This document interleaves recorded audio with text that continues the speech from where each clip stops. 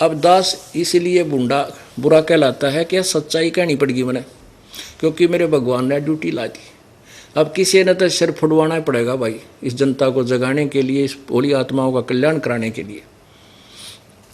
और जब ये जाग जाएंगे फिर आप पर झंडा उठा लेंगे भगवान का। फिर ये आप पर होंगे ऊपर न मुँह करके, जो नकली आचार्य बने बैठे, गुरु बने बैठे हैं, इनकी दुकान बंद हो जाएंगी। ये छुपते फिरेंगे, कितने विदेश में जाकर बसेंगे, ढूंढे भी नहीं पाओगे। ये अपने अनुयायियों का सामना नहीं कर सकेंगे एक दिन। इतना ज्ञान युक्त कर दूंगा इन प्राणियों को। और ये इनकी रांद कटी, ये गैर संसार जा गया। बात ये डाल रहे, झूठ बोलता है, क्या जाने वो। अब मैं तो नहीं जानता, पर अपने सदग्रंथ तो अपने सामने है, इन्हें तो देख लो। पुण्यात्मा, ये सदग्रंथ जो हैं ये इस दास के एक शस्त्र हैं, इस अज्ञान रूप अंधकार के साथ संघर्ष करने की। इन सदग्रंथों की दास को आवश्यकता बिल्कुल नहीं थी, क्योंकि जो दास को ज्ञान मिला है वो यथार्थ ज्ञान है, तत्व ज्ञान है। उस ज्ञान में कोई भी त्रुटि नहीं है। उस यथार्थ ज्ञान को, जो कबीर वाणी को, कबीर परमेश्वर द्वारा स्वयं दिए हुए पांचवें ज्ञान को, उस सच्चे ज्ञान को सच्चा ही सिद्ध करने के लिए इन सहयोगी सदग्रंथों का सहारा लेना पड़ता, जिसको आप जी सत्य मानते। जब इन सदग्रंथों में वो सत्य मिल रहा है तो परमात्मा ने तो 600 वर्ष पहले ये वाणी पहले बोल दी थी, जब ये अज्ञानी विद्वान जो संस्कृत के ज्ञाता ये कहते थे कि कबीर तो अनपढ़ है, वो क्या जाने सदग्रंथों के बारे में। जबकि परमेश्वर ने अपने मुखारविंद से उच्चारित उस मुख्य ज्ञान में, उस मूल ज्ञान में, तत्व ज्ञान में ये सर्व ज्ञान पहले ही दिया हुआ था, जो दास आपको इन सदग्रंथों में आज दिखा रहा है।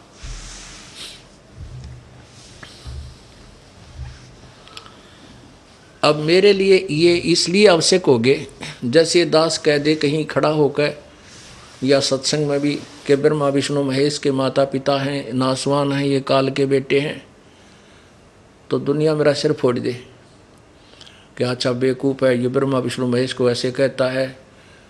और गीता जी अध्याय नंबर 7 के श्लोक नंबर 12 से 15 में, 20 से 23 में स्पष्ट किया हुआ है कि ब्रह्मा विष्णु महेश, रजगुण ब्रह्मा, सतगुण विष्णु, तमगुण शिव जी की पूजा ये मूर्ख लोग करते हैं, बुद्धिहीन राक्षस स्वभाव को धारण किए मनुष्यों में नीच दुष्कर्म करने वाले मूर्ख, ये मेरी भक्ति भी ना करते। यानी काल कहता, ब्रह्म कहता है, मुझे भी ना बजते ब्रह्मा विष्णु महेश तक सीमित हो गए। और ये शब्द जब अगर किसी प्रमाण के कह दिए जाए तो रोज पेटूं दिनों में कई वह। इसलिए ये सदग्रंथ आपके समक्ष दिखाने पड़ते हैं। मेरे लिए तो ऐसे हैं जैसे अंधे की लालटेन होती है। एक अंधा रास्ते में अंधेरे में जा रहा था, हाथ में लालटेन लिए था, आगे से बच्चे आ रहे थे उछल कूद मचाते हुए। उस अंधे ने आवाज़ लगाई, बेटा देखना मैं अंधा हूँ, देखना ध्यान से चलना मैं अंधा हूँ। वो बच्चे आकर के कहने लगे, बाबा क्या सचमुच तुम अंधे हो? हाँ कहाँ बेटा, मैं मुझे दिखाई नहीं देता। फिर तुमने अंधेरे में लालटेन किस लिए लिया है? कि तुम आँखों वालों के लिए कहीं मेरे में टक्कर ना मार दो, इस लालटेन की रोशनी में एक तरफ से हो जाओ। तो पुण्यात्माओं, ये सदग्रंथ दास की लालटेन है, ताकि ब्रह्मा विष्णु महेश के पुजारी मेरा सिर ना फोड़ दे, मेरे गिल ना टकरावें। इन सदग्रंथों की रोशनी तो दूर हो जाते, एकदम देखते ही फिक्के होकर के साइड पकड़ जाते। इसलिए इनका दिखाना मेरे लिए आवश्यक हो गए। ढेर सारे खरीद रखे सारे, ये मुझे जरूरत नहीं थी इनकी, क्योंकि जो परमात्मा ने ज्ञान दिया वो सत्य है, मैंने इनसे मिला चुका था मैं। अब आपको ये सत्य ज्ञान सत्य सिद्ध करने के लिए रह कर ये सदग्रंथ एक पॉइंट पर दिखाने पड़ रहे। जब तक आप इनको आंखों नहीं देखोगे तब तक आप इस दास की बात पर कोई विश्वास नहीं कर पाओगे। पुण्यात्माओं, प्रथम बार जो प्राणी इस सत्संग को सुनेगा वो ये सोचता है कि ये संत मेंटल दिखा है, ये क्या बेतुकी बातें कर रहा है, हमने कभी ऐसा सुना नहीं। पुण्यात्माओं, जो भी ज्ञान होता है वो सुनने से ही होता है।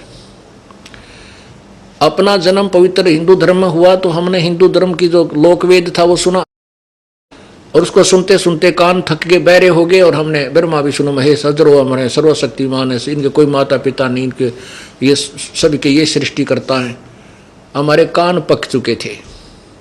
जबकि इनके इतिहास में ब्रह्मा विष्णु महेश की जीवनी में अर्थात शिव पुराण, विष्णु पुराण, दुर्गा पुराण के अंदर लिखा हुआ कि नासवान है, ये अमर नहीं है, ये सर्वशक्तिमान नहीं है, इनके जन्म मृत्यु होता है, ये स्वयं स्वीकार करते हैं। हमारे जो पूर्व गुरु थे हिंदू धर्म के, वो अज्ञानी थे, घोर अज्ञानी थे। जो टीचर अपने सिलेबस से परिचित नहीं है वो टीचर नहीं, वो दुश्मन है उस विद्यार्थियों का।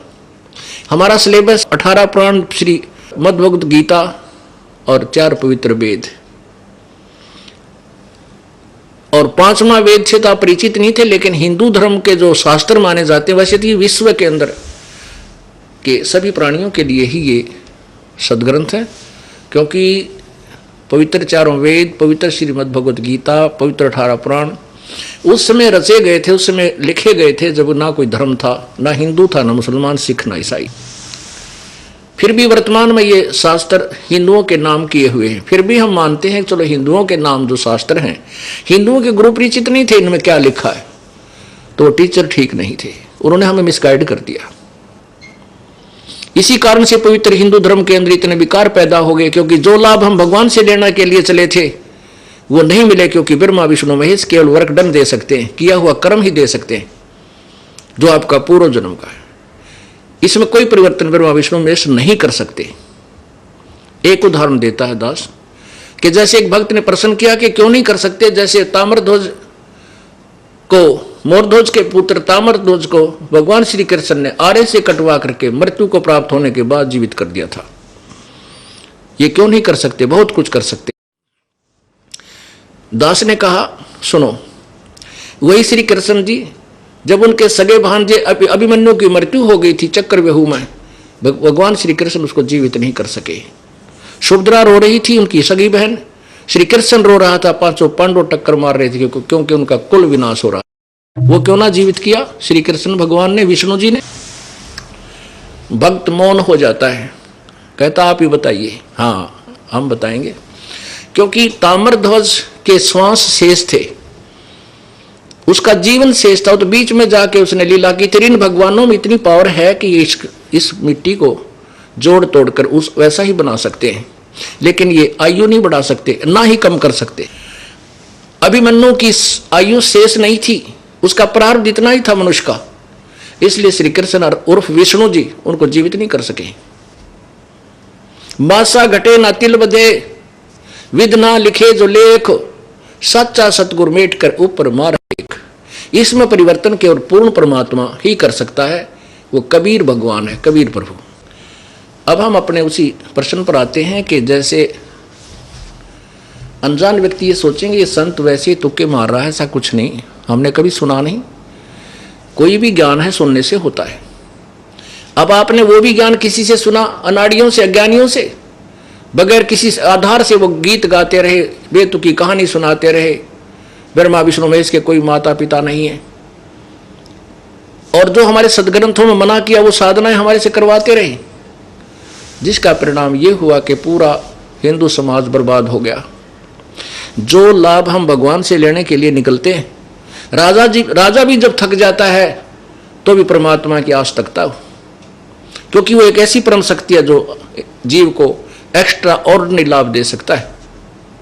लेकिन वो परमात्मा कौन है, वो एक्स्ट्रा ऑर्डिनरी लाभ देता कैसे है, इसकी विधि का किसी को ज्ञान नहीं था। केवल एक परमात्मा कबीर जी के अतिरिक्त या उससे संपर्क में आए हुए 5-6 वो संत, उनके अतिरिक्त किसी को ज्ञान नहीं था। उन संतों की किसी ने सुनी नहीं, परमेश्वर की किसी ने सुनी नहीं, क्योंकि उस अज्ञान के अंदर इतने रंग चुके थे कि हम सुनना भी पसंद नहीं करते थे ब्रह्मा विष्णु महेश के विरुद्ध कोई भी बात। लेकिन वो विरुद्ध नहीं थी, वो सत्य थी। वही दास बता रहा है जो परमेश्वर ने 600 वर्ष पहले बताने की चेष्टा की थी, जो समाज ने स्वीकार नहीं किया, क्योंकि उस समय हमारा समाज मानव समाज है, शिक्षित था, और अब सब बच्चे शिक्षित है, बहन बेटी भाई बुजुर्ग छोटे बच्चे भी शिक्षित हैं, सदग्रंथ अपने पास हैं, आंखों देखकर हम स्वीकार कर रहे हैं। अब ये समय परमात्मा ने पहले सिलेक्ट किया था कि इस बिचली पीढ़ी जब आएगी, जब देखूंगा इन्हें। जब पहले आए थे परमात्मा, वो पहली पीढ़ी थी, आज से 600 वर्ष पहले सब अशिक्षित थे, शिक्षा नहीं थी हिंदुस्तान में। और अब ये बिल्कुल बीच की पीढ़ी है, अब सब शिक्षित है, बुद्धिमान है, अब ये ज्ञान पूरे विश्व में जाएगा, प्रभु ने पहले कहा हुआ है। और आने वाली जो लास्ट पीढ़ी होगी वह कृतघ्नी हो जाएगी, कति दुष्ट हो जाएंगे, लास्ट में जाकर कलियुग के कोई भक्ति नहीं करेगा। तो इस पिछली पीढ़ी में जिनका मनुष्य जीवन है और ये दास का ज्ञान आपके पास है, धन्य आपके माता पिता ने जिससे तुमने जन्म हुआ। ऐसा ज्ञान और आपका मनुष्य शरीर बेड़ा पार करवा लो। बोलो सतगुरुदेव।